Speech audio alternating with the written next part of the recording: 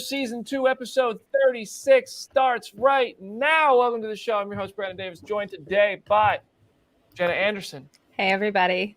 Hey, everybody. We got Aaron Perrine. What's going on, everybody? And Jamie Jirac, disguised as Adam Barnhart. Rip off my Mission Impossible mask. What's going on, internet? Brandon. Adam Barnhart, back on the show. Good to have you. Thanks for filling in for Jamie. What's up, dude? No, just thanks for having me, man. Are you just Anytime you DM me and ask me questions is the best time of my day. You made my week. Just seeing the Slack notification from Brandon Davis pop up. That's false, but I appreciate you. It's not false. That. I don't tell lies. You just did. Often. No, I love you, Adam. Thanks for joining us. I imagine you're just having like the best couple weeks of your life because your best friend is like taking over the Marvel Cinematic Universe. Yeah. What's that like? It's incredible. I filmed a cameo last week, so it's just I wish I should. There's a new hashtag campaign. I'm with it. Get Adam Barnhart to Daredevil. Yes. In Daredevil. We've the show. Succeeded. Well, we haven't succeeded at that yet, but we have gotten people to different events on this show. So, well, thank you for joining us, Adam. We're going to talk about Daredevil. That's why Adam's on the show. It's going to get good. To talk about Mr. Charlie Cox himself. But first, we have some news that came out yesterday about one little Avengers film. Yeah, so Avengers Kang Dynasty has a writer now, and it is Jeff Loveness, who just most recently wrote Ant-Man and the Wasp: Quantumania. He's also written Rick and Morty, which is unsurprising when you've looked at a lot of the creatives that Marvel has had in Phase 4 and beyond. I'm pulling up a tweet. I should have done this before, but he had a very great tweet reacting to the news coming out. He joked, I'm shooting it this weekend at my place. Kyle forgot to charge the camera battery. Can you bring one? So, totally DIY energy to the biggest Avengers movie that we've all been waiting for. I'm super excited for this, especially given the Kang connection. I'm curious to see how he continues whatever he set up in Quantumania. But what do y'all think? I think it's always a good sign. It makes me more excited for Ant-Man. I think it's always a good sign that they're confident and they appreciate the work the writer has done on whatever project they currently worked on to get hired for the next one. So I think that's a good sign for Ant-Man. I think it's cool. I think that speaks to the interconnectivity of it. I'm here for it. I always think it's interesting when people not just they wrote for the show, but the entries. And I was talking to Nick yesterday, and apparently some of the funnier, weirder, stranger episodes of Rick and Morty are what Loveness wrote, the one with the vat of acid. And I think the finale of last season, which was a really big thing for all the fans. So I like those two episodes. So I'm okay, I'm in. Let's go. And he's the guy, I believe he's the one that was sitting in the chair in the hallway, was the first image we got of them shooting Quantumania, where he was just brand new image. And it's just him in a folding chair, and there's nothing else, no Paul Rudd, no anything. So his sense of humor is intact. Adam, we need you to weigh in. Man, if Kevin Feige likes you, I think you're set for life. Right, Jeff, Michael Waldron, Eric Pearson's on his third credited film right now, I think. Jeff's done it all, mate. He's done Marvel Comics. He did that really dope Judas Iscariot comic. He's done Rick and Morty. It's only thing he hasn't done yet is Marvel Television. Now there's Disney Plus. But we'll see. Quantumania. Ant-Man 2 is probably my least favorite MCU movie. So wow. We'll see what Quantumania is like, and then I'll reserve my hype or hate until I see that. I mean, if Feige likes you, you are pretty much set, because he must have liked Marcus and McFeely enough to give him another chance after Thor: The Dark World, which is higher on Adam's MCU ranking than Ant-Man and the Wasp. It is. Wow. It is. I'll admit that. Wow. The hate for Scott Lang is, oof. Adam. Paul Rudd's not on the show today, is he? Surprise! Let's bring him out. He just cues up the Mac and Me clip that he always plays when he's on Conan. That's all he came here to do. Is just play that and leave. I just go back. I go back to that. But Marcus and McFeely, they were basically the through line to the biggest story in the Infinity Saga, and maybe Feige's starting to build something where the through line is starting with Ant-Man and the Wasp: Quantumania, and that's going to lead straight into Kang Dynasty and possibly Secret Wars. Who knows? And that actually segues us perfectly into our next topic, which is Will Avengers Secret Wars live up to the hype? This is why I'm bringing this up. I want to talk about this. I want everybody to weigh in. I know some people are going to call me crazy because we want all the Marvel all the time and we're going to watch it all. Yes, I will watch all of it. But at the same time, I tweeted this yesterday and some people were like, whoa, bro, wait, what? Some people were like, yeah, I agree. So I'm interested to see where the three of you fall, where the comment section falls on this. Secret Wars is already only 3 years away. And it feels like the multiverse saga really is like just getting started. Yes, we know it's leading to Secret Wars, but why? How? I genuinely don't know, and we're 50 plus hours of content in. We only know that because it was an announcement at Comic-Con. Whereas, like, in the first Avengers movie, we didn't know before the first Avengers movie, because Phase 4 isn't done yet, but we didn't know in Phase 1 that it was leading to, like, Infinity War and Endgame and this battle with Thanos. But as soon as we saw Thanos in the Avengers credit scene, we knew. So I'm kind of just like, well, that took 10 years of conversations about Infinity Stones. Where's the Soul Stone? Are the Guardians going to meet the Avengers? So many conversations about characters, how they're going to interact, when they're going to interact, how these things are going to lead to the next. And now we're 50 plus hours in, which is the full Infinity Saga and more. We're all just kind of like, well, it's going to Secret Wars because they said so. Earth 838, Reed Richards said the word incursion. So, it's the seed is planted. It's not completely, out of the picture. We've started flirting with the multiverse. The Loki finale did it. It opened it up. It's just happening a lot faster and through a lot more content that's coming and going a lot more quickly. So I'm kind of like, well, could Avengers Secret Wars possibly reach the hype level that Avengers Endgame did with it coming so quickly and seemingly maybe people aren't as excited? Obviously we are, but I don't know that everyone else is watching all of this content because there's so much of it. And when it felt like going into Endgame, everybody watched everything. I don't know. I don't really have an answer. I'm not necessarily asking everybody to have like a distinct side on this. I personally think, I don't know that it can reach the Endgame hype unless this is a situation where we get Downey and Evans and Hugh Jackman and Scarlett Johansson and everybody back just for one more movie as variants of the characters they played. Leave Iron Man dead, but give us Tony Stark still from a different universe, something like that, or Tom Cruise, whatever you prefer. I prefer Downey, but hey, that's just me. But I'm real curious. Can it possibly do that when it's coming up so quickly and the hype is not the same as it was before? There is hype. I'm not saying there's no hype, but it's just different. I'm curious everybody's thoughts. I'm going to go read how everybody's accosting me in the Honestly, I don't disagree with you. I want to be optimistic. I want to hope that the pieces of Secret Wars will come together, but there's also part of me that is like, I don't know how you can also just make this one movie and you can sell the concept of Secret Wars to general audiences when Hickman's Secret Wars in particular is a very heady thing that took years and years of setup and years of canon to really kind of pay off. Like, I think there's a way to kind of emulate that here in the MCU. I was almost thinking last night of like, what if there just ends up being a whole Secret Wars phase of like, it lasts like a year and a half, and it ends like, it starts with Secret Wars as we know it coming out in 2025, and then like we get shows and movies that tie directly into it, and then we get a part 2. Like, I almost feel like that would do the story right, and that would keep people invested and keep the hype kind of worthwhile. I also think part of the problem is people from the second they heard the word Secret Wars were like, oh my God, every single cameo that could ever possibly happen is going to happen in this movie. I've seen people tweet this week of like how animated Miles Morales could factor into Secret Wars in live action. Like, people are going to already have a version of hype that won't exist in the actual movie because they're wanting every single cameo that they could get, which I don't think is going to happen. Yeah, I think if this is just a cameo machine, it's certainly not going to work. It'll be exciting, it'll be cool, but I don't think it's going to be as fulfilling and paying off as well as Endgame did.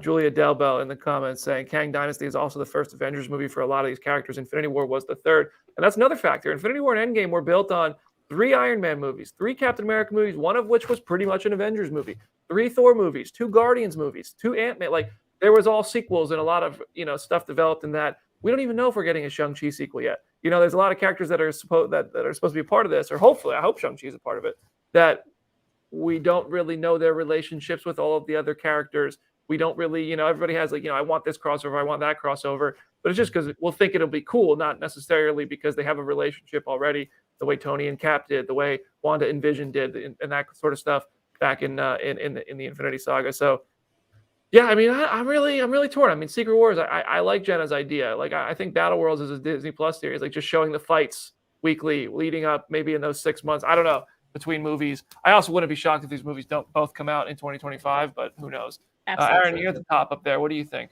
So I did a little bit of thinking about this, and as usual, I tried to like zoom out. Like our a good friend of mine, like Richard Newby over at THR, wrote a thing about like the scoopers and how some fans might have felt a little bit cheated / a little disappointed after D23 because all this stuff that got talked about on the internet ad nauseum did not occur. And then I got another, helping of it after the Nintendo Direct a couple days ago, where the same thing happened, all the Nintendo fans. And I'm like, this is just endemic to fandom, I believe, at this point. A person on Twitter, it's like it is Domini. I really loved how they put it. It's like, I genuinely believe that the almost rabid scooping around Multiverse of Madness was a symptom of what to expect in a post-Endgame MCU landscape. Everyone expects huge payoffs in every project with zero investment in character development necessary for such payoffs. It reminded me of when we were joking around about the Batman and then talking about like it being like a multiverse thing where he meets Keaton and then Bale or whatever, and it's like, but you have to actually spend more time than one movie with freaking poor Robert Pattinson eating his blueberries with his sunglasses on inside. You have to do more than that for it to make sense. And I caution everybody is that every one of these storylines that Marvel Studios has like adapted over time does not match up 1-to-1 with the comics. It's very, very rare. It does not happen. They do their own thing. Yes, they will do little hints and nods at certain things, but it's usually their own thing that they're doing. So if you're going into this expecting like Hickman's Secret Wars run, yes, you're going to be disappointed. There's no way it could be enough time. Like, I don't even know. Do you even think if it was its own phase, was that be enough time? Time ran for how long? Well, I mean, and like to your point, there's a comment here on YouTube from Eric. Secret Wars is. Oh wait. Where's? No. This is from CS. The Hickman Secret Wars had a lot going on, but the center of it was a Doom and Reed Richards story.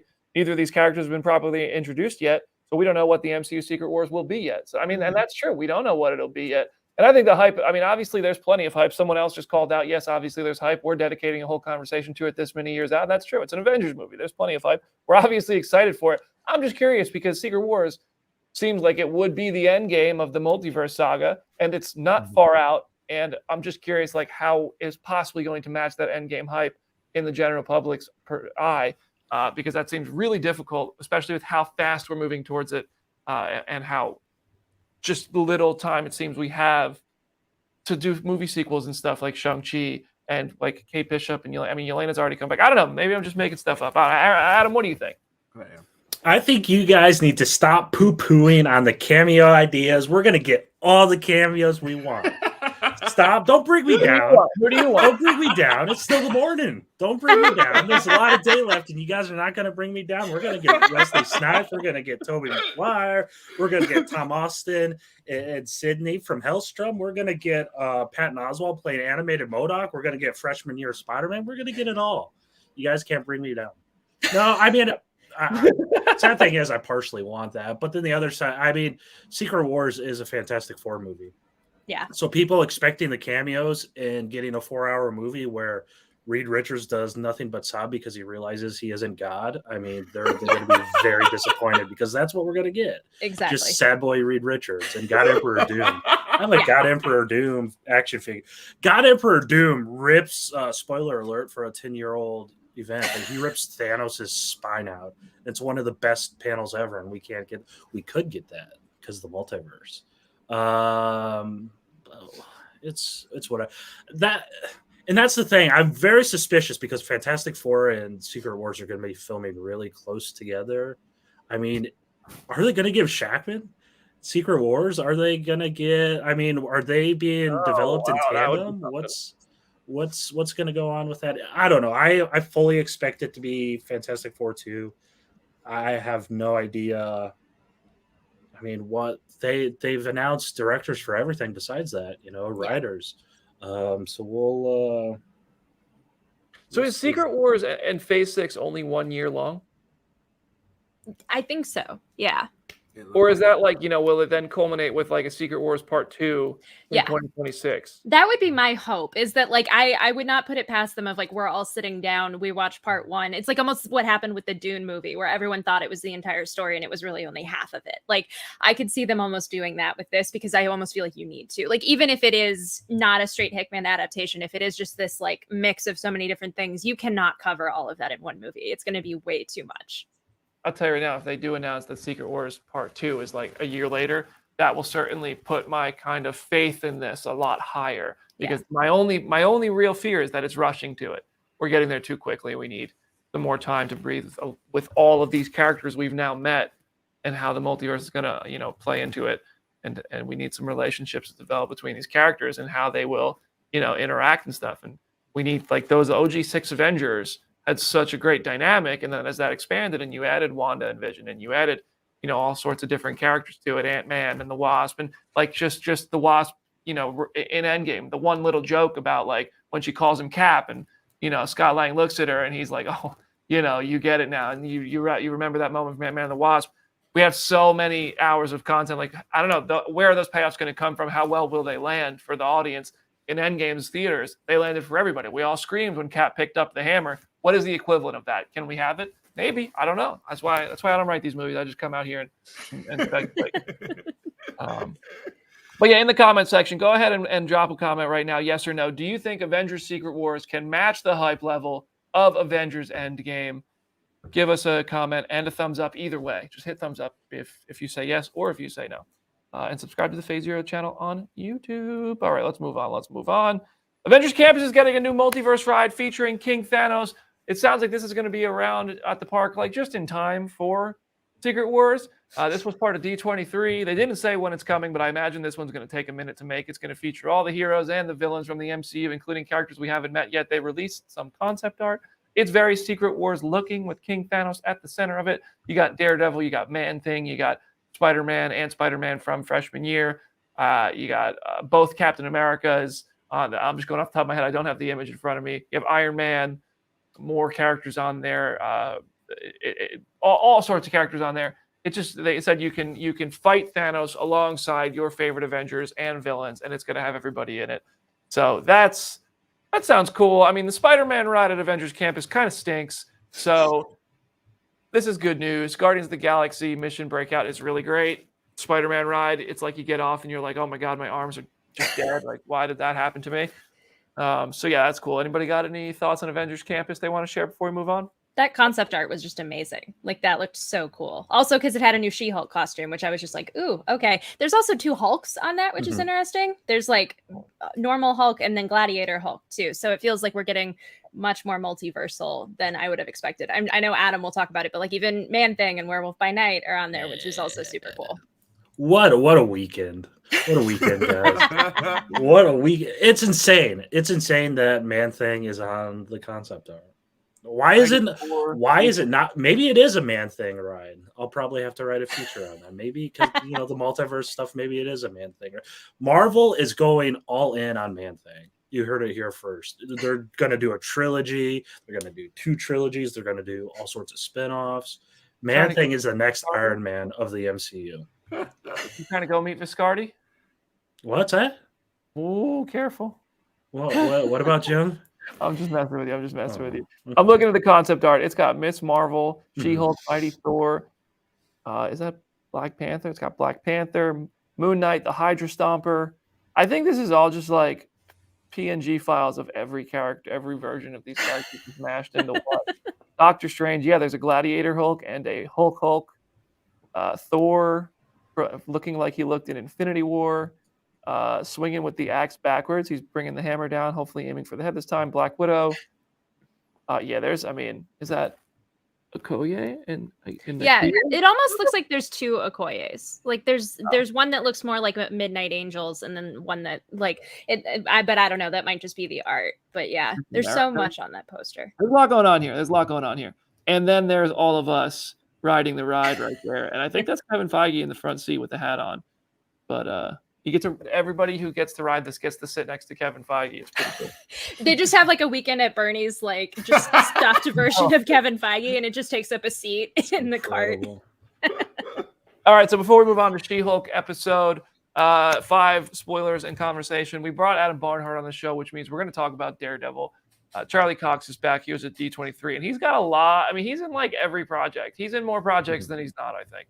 So, Adam, can you? I want to hear from you your thoughts because I haven't had a chance to talk with you about this. Like, what stories do you want to see from Daredevil? What do you expect? Any projects upcoming in the MCU that Charlie Cox has not been announced to be a part of that you think he could fit right into?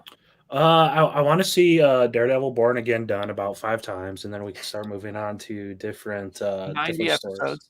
Yes, please. You That's just the killed thing. Brandon.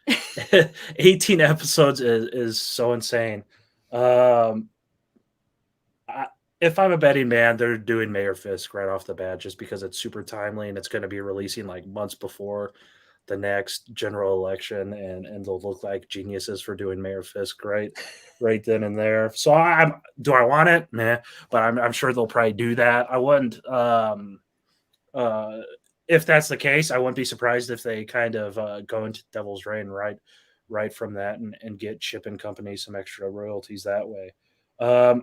Charles Soule, when he was doing Daredevil, one of his runs involved a villain named Muse, and Muse is one of my favorite Daredevil villains. He's spooky, but he's inhuman and he hunts inhumans. So they would certainly have to tweak that. I think the first time we're introduced to him, Daredevil or Matt's fighting crime or beating people up like he normally does in a rainy alleyway, and he like smells blood, and it turns out Muse painted this huge mural of a bunch of different inhuman blood, and I'm not sure that probably would never make it on Disney Plus, so I don't know why I want to do something. Do you think Muse. Born Again will be like R-rated? Do you think that's man, I don't know. I used to be the R-rated guy, and I totally flip. If it is, it is. If it's not, they say shit so many times on Disney Plus. What is R-rated? You know, the Werewolf by Night, they lopped off someone's arm and blood went everywhere across the floor. Like, do we need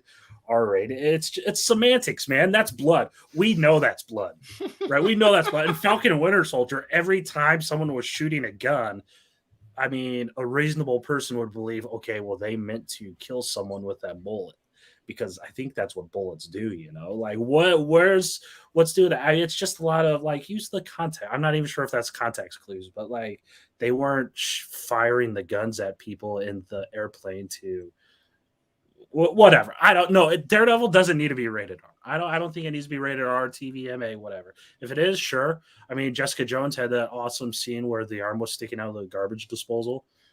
Did it add anything to the series? No, not really. I was wondering where you're going in R-rated Jessica Jones scenes. Yeah, but that's the thing. Like something like Jessica Jones, I mean, even the root content, like the content and the themes of that's it's hard to. I'm not sure. Like even that type of stuff, if that can be PG-13 or TV-14 or whatever. I don't know, man. Born Again, maybe. There, besides the car door scene in season 1, and then the guy impales his head on the rebar or whatever it is.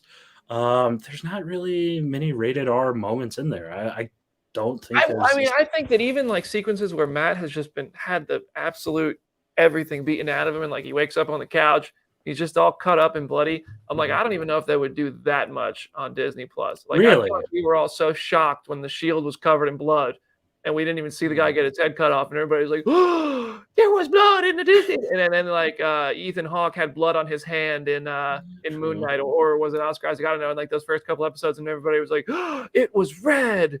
So I'm like, well, you know, Daredevil, like, and the finale of Daredevil season 3 when he just beats.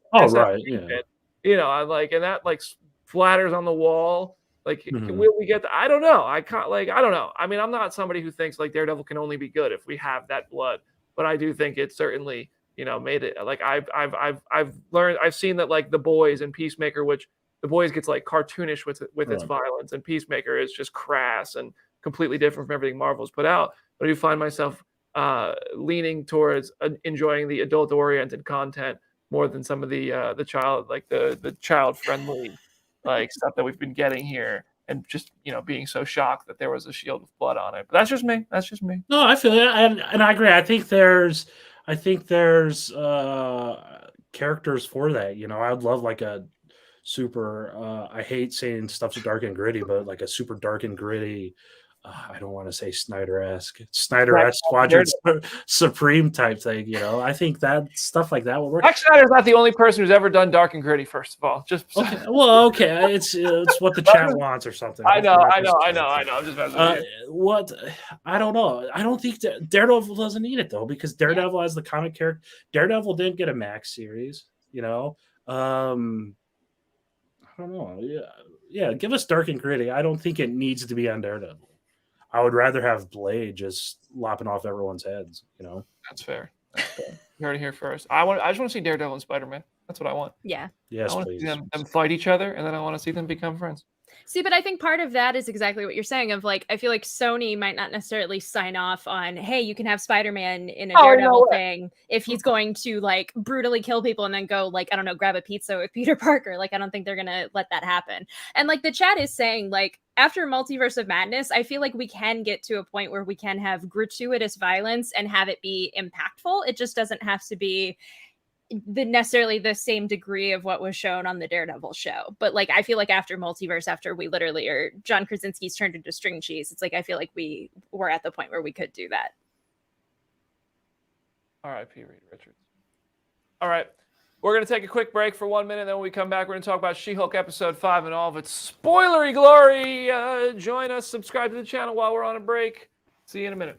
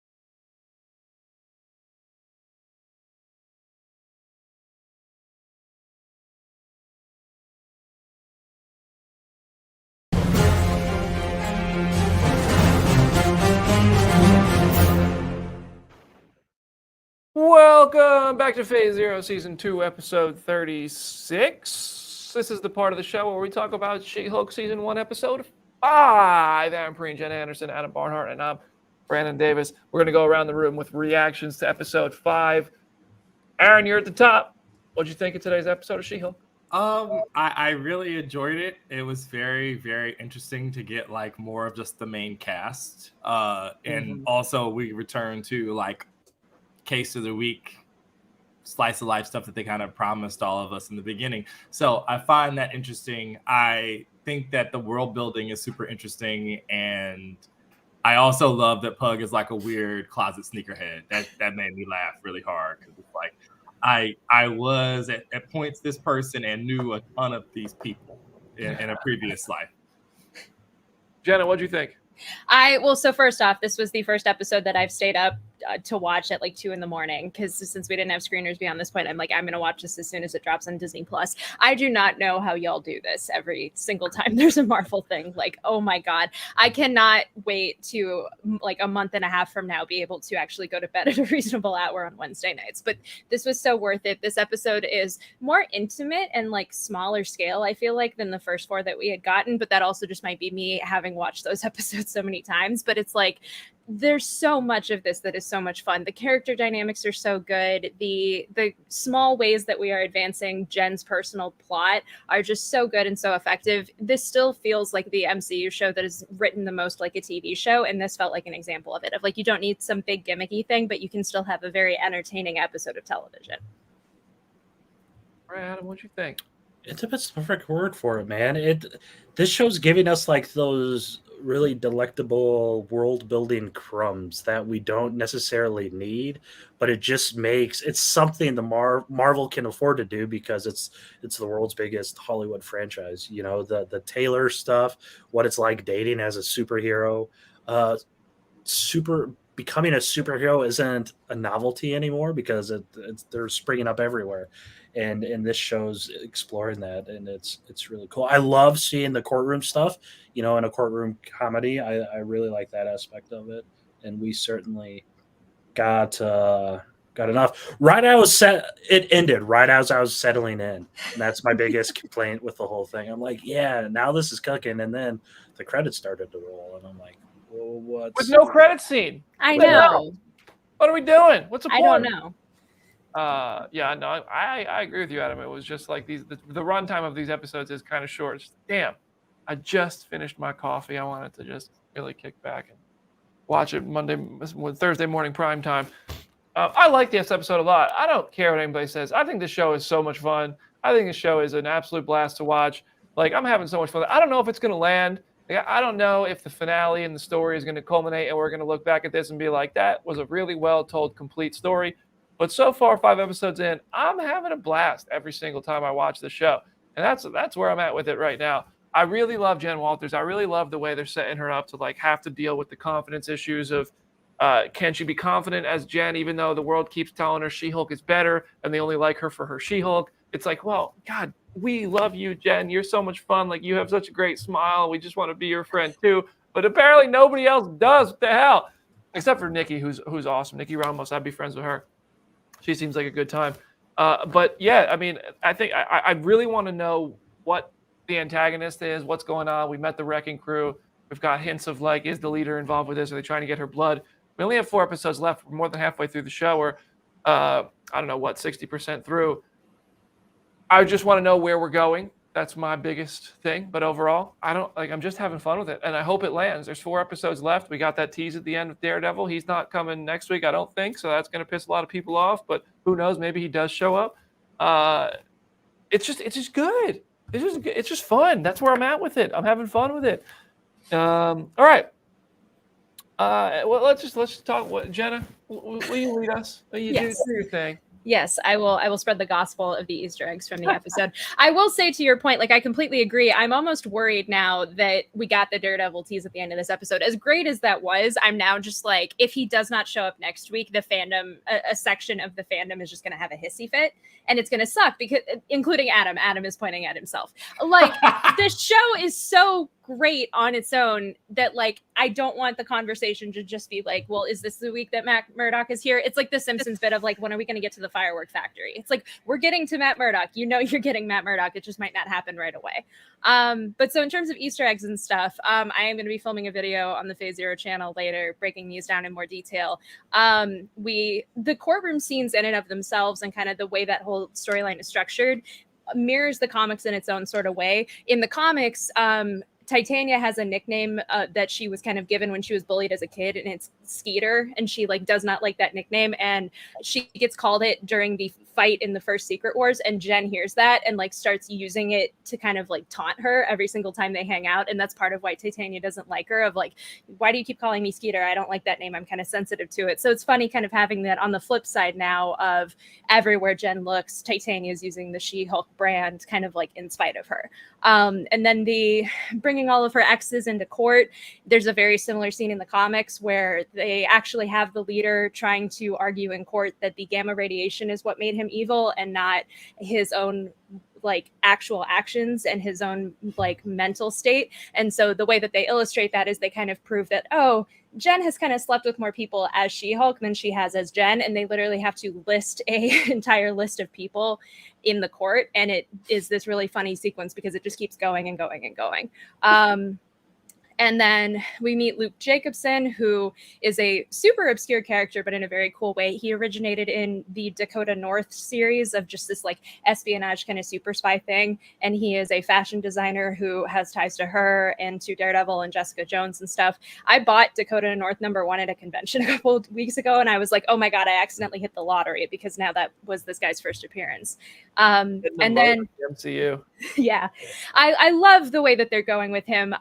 Griffin Matthews, who plays him, I spoke to him for the flight attendant a couple of years ago, and I asked him do you want to be in a superhero thing question, and he gave a super thoughtful, super impassioned answer. And so now to turn around and see him in this is like the coolest thing ever. And then I know, I'm sure we probably have a list. There's probably a list on Twitter. I haven't made one yet, but the shoes on Pug's wall in the credit sequence, we need to talk about those because there are so many. Yeah. Like we have Deadpool, we have the first ones that I noticed when I was watching this at 2 a.m. and I like leapt off the couch was like, those are the Thing. Like that is very clearly the Thing's character style. I love that so much. The implications of this little image are just so crazy because it's like, do these characters already exist? All of our heads and all of our theories about like, oh, they're not going to be introduced until after Secret Wars. Now we have all of these shoes to kind of put a wrinkle in that. But yeah, we have Cyclops, we have Cable. I swear there's a pair of Nova shoes somewhere, which I'm like, Brandon, you're probably going to want those to be right real. There, Nova Corps shoes right above the Iron Man 3s in his hand. Yeah. So like, there's like comic accurate Electro. There's so much. There's like Frogman. Yeah. Spider-Man, Moon Knight. There's some Moon Knights on the bottom for Jim. Yeah. I need these to be real. I also realized after watching the episode last night that like Jen wearing sneakers as part of her She-Hulk costume now has this extra significance to it because I'm sure Pug probably hooked her up through his sneaker dealer, which I think is just super cool. So these are cool. There's Visions. Yep. Vision shoes. These are good. Who's gonna ask? So I don't want to bring this up, but I got it.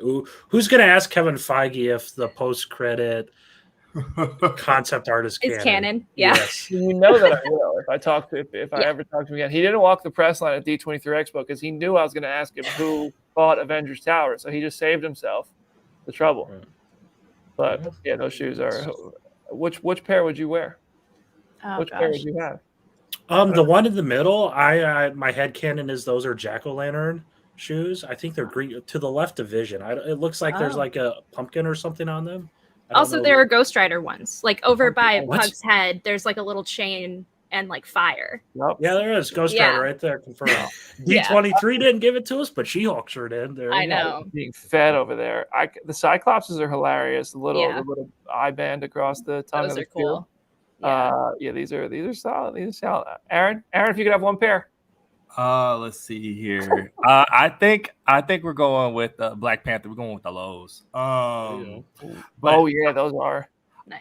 I'm learning that all of you circa 2006 or 5 would have spent a lot of money if given the opportunity on sneakers because like Bathing Ape made all of this stuff in like 06, 07. I remember logging on my terrible dial-up modem at my grandparents' house and being like, one day I'm gonna be back. I'm gonna get it.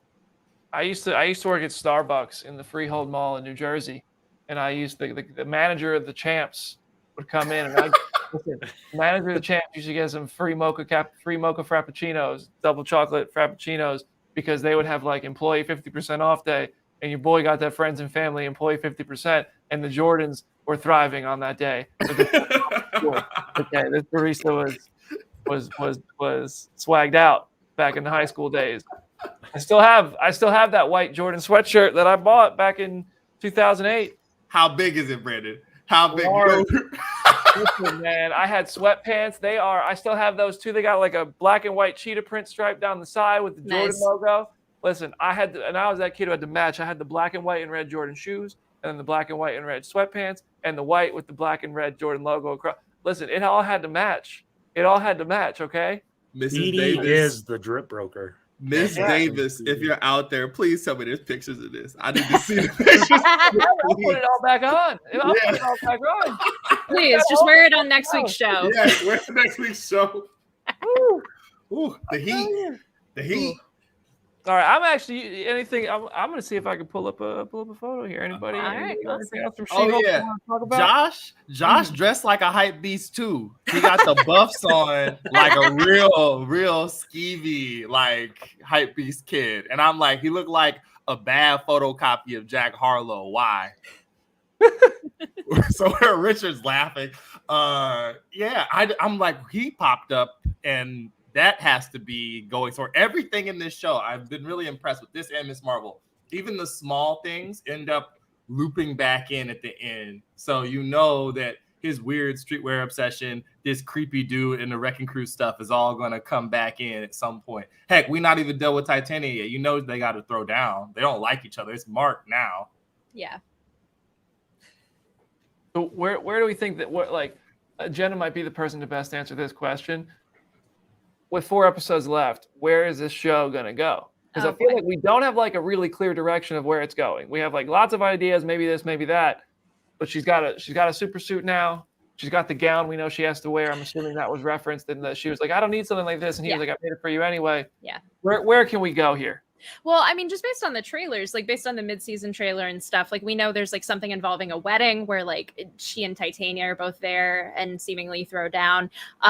There's like the Abomination support group stuff that's been in the trailers. So like we have all of that, and then we obviously have Daredevil to still deal with. But what I love about this show is like even though we know set pieces and we know like individual elements, like Aaron said, we don't know exactly how they're going to like actually unfold and how they're all going to come together. And I think that's what's so fun is like how unpredictable it still is while still being incredibly like comic accurate and true to itself. So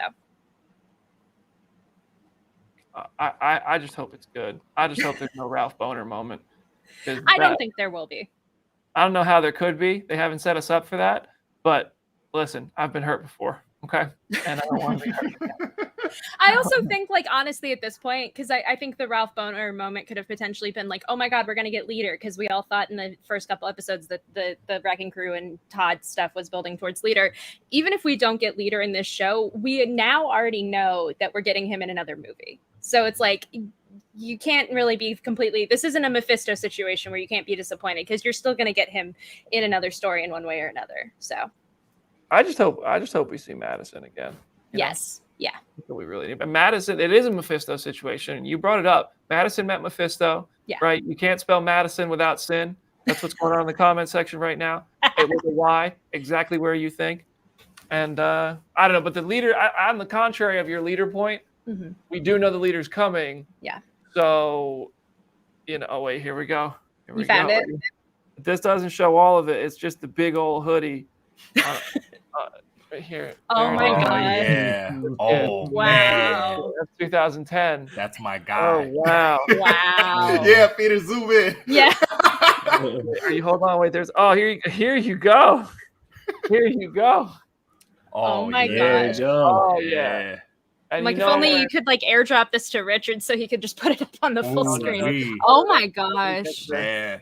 I mean the line is tight too. The line is real tight. You gotta keep it right. Growing up in New Jersey. All right. Well, anyway, that's now that we've all really bonded over that. That's a great place to wrap up the show today. What a great show it was. Y'all saw my little barista boy self flagged out. Barista boy. BD just made himself into a new superhero. Yeah, he did. No, don't you know? We got fan artists in there. Yeah. Stop it. You stop it. All right, y'all. That is season 2, episode 36 of Phase Zero. There's only 4 episodes of She-Hulk left. We are how many days away from Black Panther Wakanda Forever? Not very many. It's less than 2 months away now. Yeah. We're really in it. We're getting there. We're going to meet Namor real soon. Pretty excited. I'm going to try to get us a special guest for next week. Adam, any parting words for today's show? No, man. Just keep on keeping on. That's what the legendary Joe Dirt once told me. That was Joe, right? I think it was Joe Dirt. Keep on keeping on. Don't do anything silly. Or do silly stuff. I don't care. Do whatever. It's your life. Do whatever the hell you want.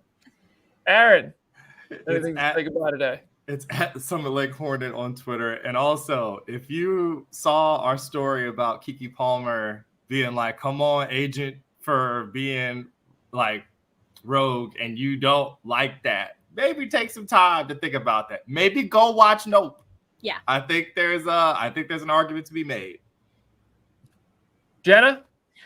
Follow me on Twitter at HeyIsJennaLynn. Go read some comics and go watch the Phase Zero YouTube channel. I'll have my Easter egg video for this episode. And then today I'm doing She-Hulk interviews. I literally just did one before we logged on for this. I talked to Anu Valia, who directed today's episode and the next 2 episodes. And then I'm talking to Jamila and to Josh and Renee. And so it's just going to be fun content there. So subscribe to the YouTube channel.